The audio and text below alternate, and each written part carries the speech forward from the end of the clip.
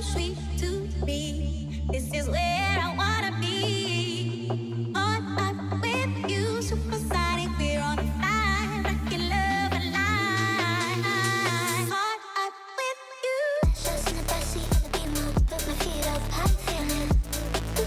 Yeah, yeah.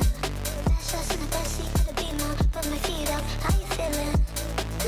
Yeah. Shots in the backseat of the Beamer, put my feet up, how you feeling? Yeah, yeah. Shots in the backseat of the Beamer, put my feet up, how you feeling? Yeah. Shots in the backseat of the Beamer, put my feet up, how you feeling? Shots in the backseat of the Beamer, put my feet up, how you feeling? So sweet to be. This is where I wanna be. So sweet to be. This is where I wanna be. On up with you. So sweet to be. This is where I wanna be. On up with you. Supersonic. We're on fire. Rocking love alive.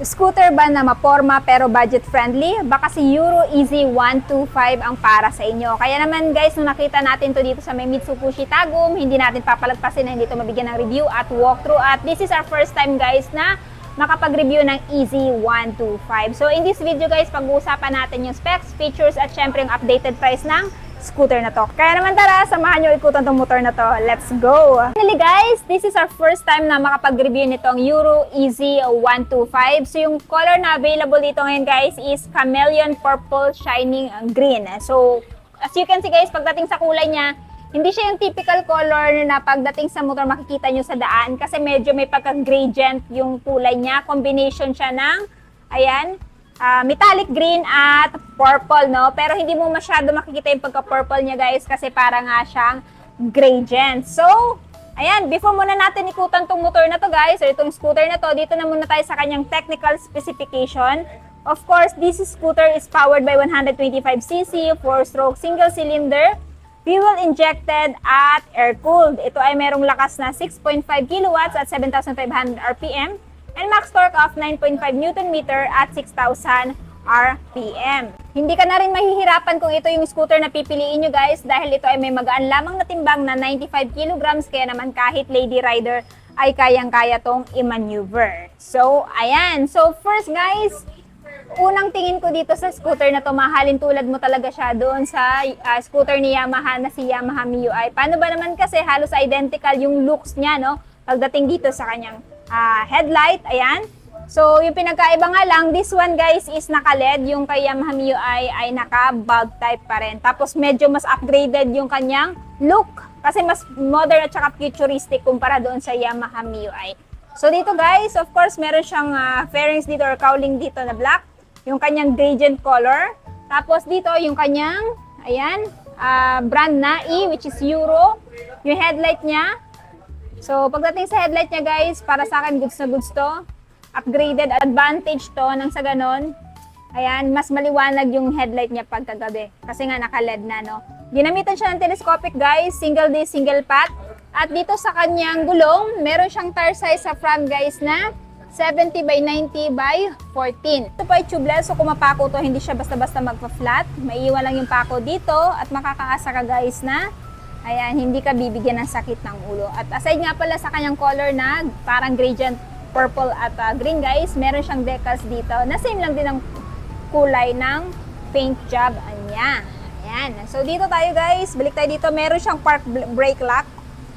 So for me, goods na goods yan para pag ipapark mo to sa incline na lugar, hindi basta-basta dadaus-dos. Yan yung kanyang side profile. So as you can see guys, wala kang ibang decals makikita dito kundi yung kanyang emblem lamang na Easy 125i. And for me, goods na goods yan, futuristic na yung kanyang design. Ayan. Tapos dito guys, sa kanyang dashboard. So black yung kanyang dashboard dito guys, inverted yung kulay, no.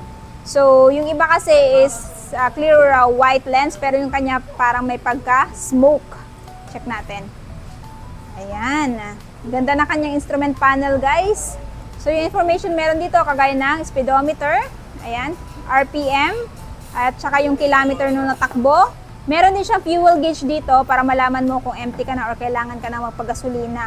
So this one guys is, ayan, digital instrument panel. Then pagdating naman dito sa kanyang button switches, so ayan, meron siyang patayan ng ilaw at saka bukasan ng ilaw guys. And for me, goods na goods yan para pagka, ayan, daytime, pwede mong i-off yung ilaw mo. Ayan. So kita nyo naman guys, naka-on yung ilaw, naka-off. Ayan. Tapos electric start, nandito yung kanyang high beam, low beam, turn signal at saka yung kanyang horn. And ito yung kanyang mechanical key guys. Tapos yung kanyang front pocket na merong charging port. Si Yamaha MIUI guys wala nito pero si EC meron. And for me, goods na goods sa akin yan. Syempre hindi ka na rin mapag-iiwanan guys. Meron na siyang malawak na footboard na same kay MIUI. So pwede mong ilagay dyan yung malengke mo.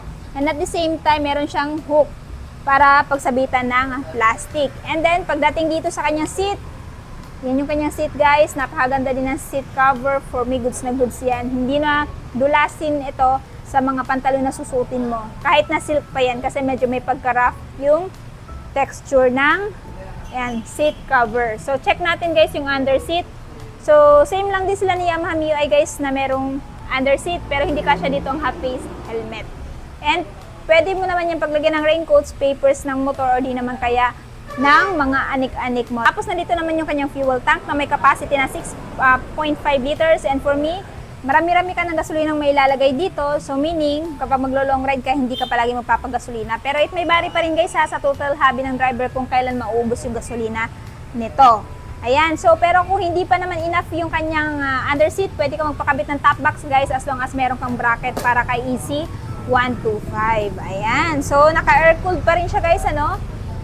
Ayan, air-cooled pa rin yung gamit niya sa kanyang system. Dito, ito yung kanyang tambucho guys. For me, goods na goods na meron ng heat guard para hindi mapasok ang angkas mo or ikaw. Sa tail naman, check natin yung tail. Ito yung kanyang tail light guys, naka-full assembly pa rin. So, naka-LED na din guys. So, for me, goods na goods yan. Advantage yan guys pagkagabi. Napakaliwanag ng buga ng tail light na to pag magbe-brake ka or mag-turn signal ka. So, full assembly, goods na goods. Wala ka nang ibang iintindihin guys, kundi pagmamaneho mo na lang. So, ito yung kanyang reflector guys for added visibility during your night ride. At sa mga nagtatanong, yung gamit nga po pala dito is single shock unit swing suspension. No? Tapos, drum brake pa rin at mayroon tire size dito sa likod guys na 80 by 90 by 14 tubeless at naka white mags pa rin. So, dito guys, hindi pa rin tinanggal yung cambia. Side stand niya, center stand. Ayan. Yung kanyang side profile dito sa kabila guys. Comment down below kung ito ba yung klase ng kulay na gusto nyo sa inyong motor or ito ba yung klase ng motor na bibilin nyo ngayong taon. I want to know in the comment section below. So guys, kung interested kayo dito kay Euro Easy 125i. This one guys is na nagkakahalaga dito sa Mitsubishi Tagum ng spot cash is ayan 68,900. Pero kung gusto mo ng hulugan, of course wala na siyang down payment, straight monthly na lang. Pili na lang kayo ng ano yung monthly nyo dyan, for 6 months ba or for 36 months. So sa 36 months guys is 3,462 at rebates na 300. So kung interested kayo nito guys, ayan, ilalagay ko na lang yung full address dyan sa screen, maging sa description box para mas makapag-inquire kayo regarding sa scooter na to. So ayun na nga guys, natapos na nga natin ikutan tong si Euro Easy 125. Ano yung masasabi niyo sa scooter na to? Sulit ba siya sa presyo niya? At ano yung katangian ng motor na to? Kung bakit ito yung kukonsider yung bilhin ngayong taon? Paki-comment naman sa baba. At syempre, kung bago pa lang kayo sa channel ko at hindi pa nakapag-subscribe, huwag kalimutan mag-subscribe para ma-notify kayo once may bago tayong upload na gaya nito. So yun guys, hanggang dito na muna tayo. Ride safe and peace out!